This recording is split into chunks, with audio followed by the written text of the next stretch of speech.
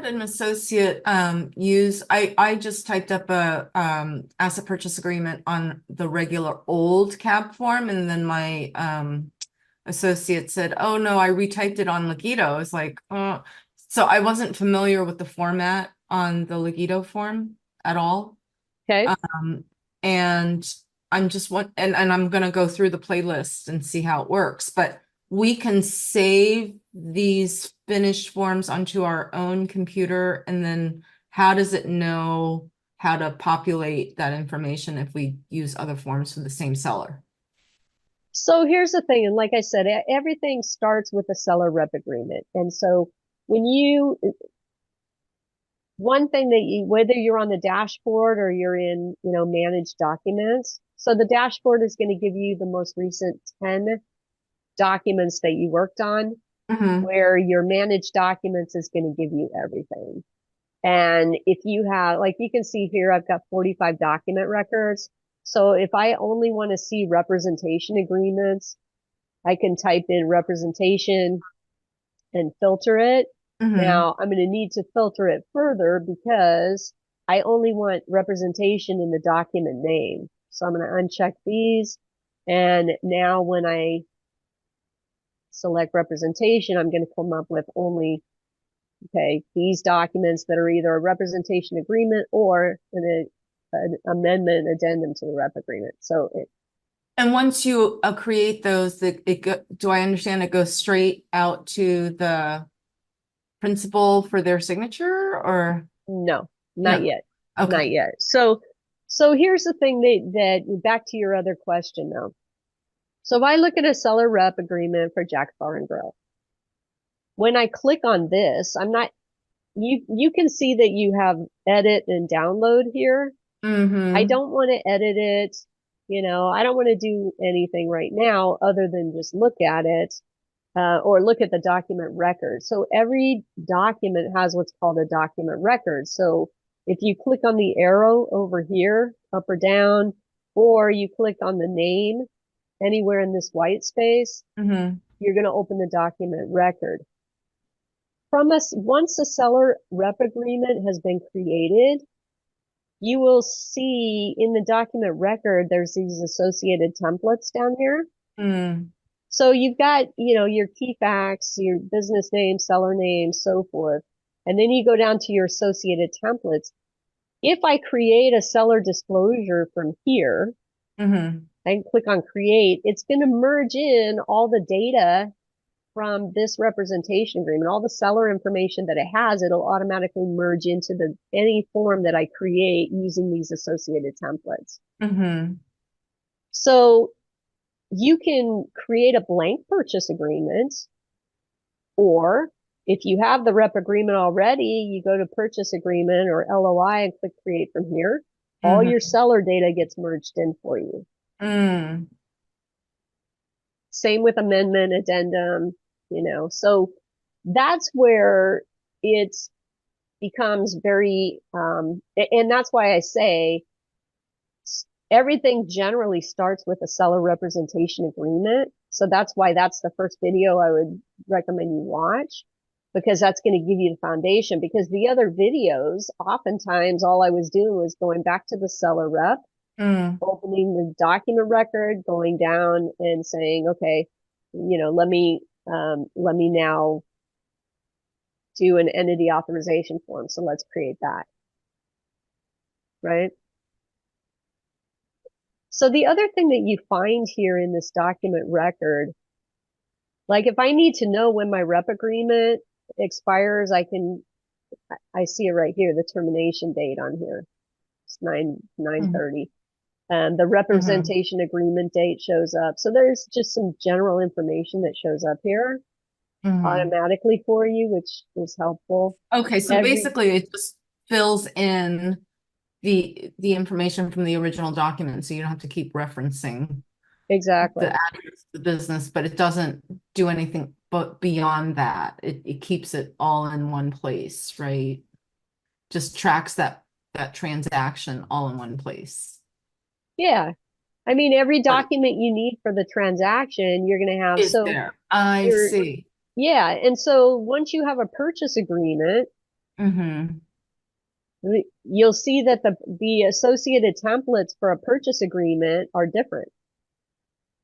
So now if I have a purchase agreement, my associated templates are going to be all of the transaction Got it. documents, right? Okay. Contingency removals, assignment of lease, allocation of purchase price.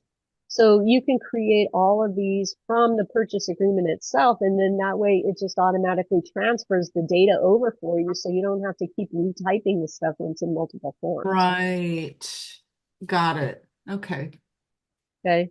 Okay. And then you can see over here related documents. So everything related or that's been created from this purchase agreement, it gets listed over here in related documents.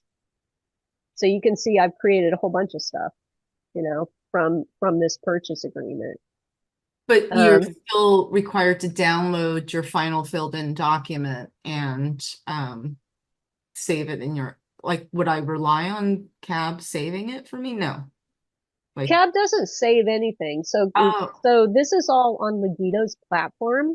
mm-hmm. And it is saved on Legito. You can everything will be saved on Legito's platform. It is secure, and you don't have to worry about it. I mean, LexisNexis, PricewaterhouseCoopers, those are clients that are using Legito. So security is really good.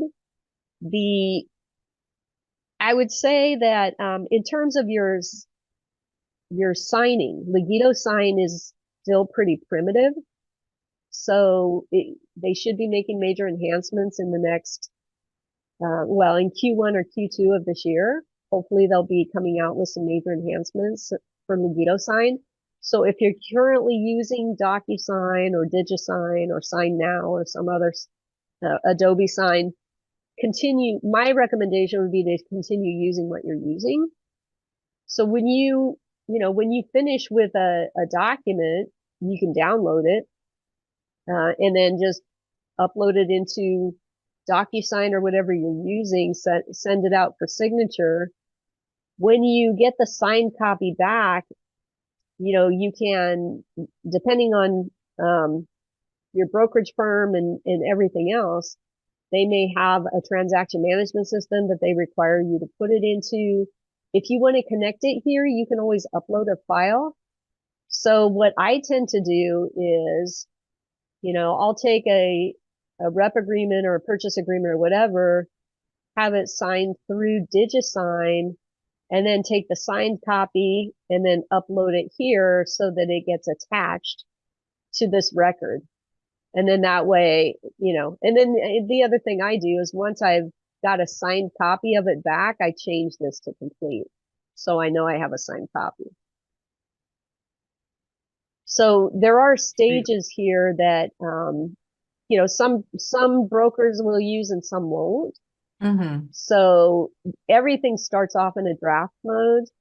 If you have a broker that needs to review and approve things, then typically what happens is, you can share the document with a managing broker. And then when that managing broker approves it, they can change this from draft to approved. And now the agent knows, okay, now I can send this out for signature. If they send it out for signature, they can, change it to e-signature so they know, okay, now I have this out for signature. Once it's been signed, they change it to complete, and now they know that it's been completed. Okay. Yeah. And you can easily filter if you want to see all the documents that are out for e-signature. You can just check this, and I don't have any right now, but we just changed that to complete. So you can see just by checking these little boxes, well, you get rid of that filter too. You can turn these on and off to see if I want to see everything except draft, you can filter pretty easy on these stages. Does that make sense? Right.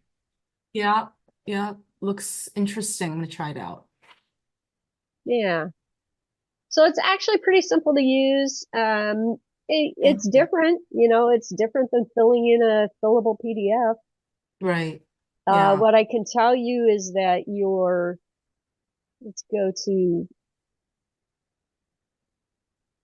let me go back to a rep agreement that has some data in it. I think this one probably does. So when you are in an edit mode and you enter, the first thing you do always is put in your email address and click on get cab member info. And that's going to go out and authenticate. It'll get your name, DRE number, your phone number from cab's website. And it's going to use that.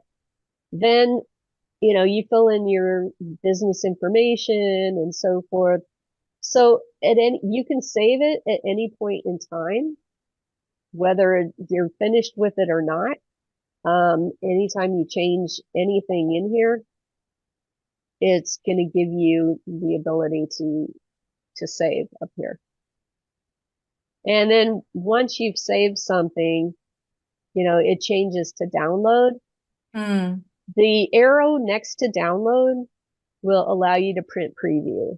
And so I always print preview before downloading anything, just because I want to see if there's anything I missed while I still have the screen. You know, I don't want to go to Adobe in order to do that. So what you'll notice is that when you create the rep agreement, it automatically creates the disclosure regarding real estate agency relationships, because you're required to send that by law. So rather than having to do it separately, we just put it in a form set where it's automatically going to get created, because we don't want agents forgetting to send it. Mm. Okay. The representation agreement itself, you know, you can view what everything's going to look like. And then if there's missing information, let me delete some stuff here. And all right, so let me get rid of the fax number. And you know, we'll get rid of the business type. So now if I go to print preview, you'll see that it's going to give you brackets, blue brackets with a star in the middle and highlighted. And that's going to tell you that you've got data that's missing that needs to be entered. Okay. So it's kind of good because you can spot that pretty easily. And that's one of the other things, you know, that's one of the other reasons I do a print preview, is I just want to scan through and make sure I didn't miss anything before I download or before I set it up for signature. Perfect. So Thank you.